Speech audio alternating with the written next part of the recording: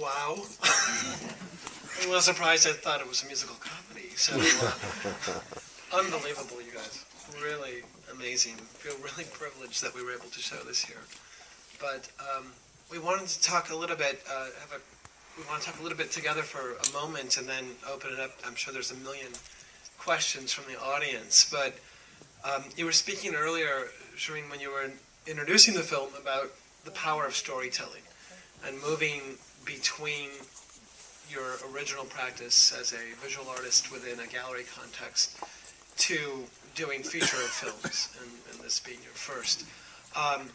The blend of, maybe you could talk a little bit about sort of the topic you started with, the blend of the political context with the sort of the poetry of the storytelling involved in this.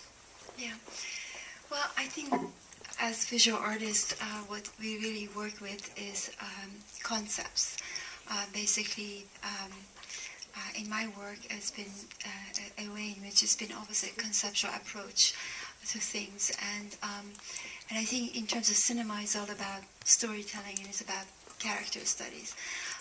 What has been really important to me is poetry and the power of metaphor in the way that we speak. And I think when I was looking at this film, I realized that just at the last minute that perhaps the reason I'm really drawn to magic realism is that it's so close to the question of poetry and the use of metaphor, in that it really demands people to use their imagination.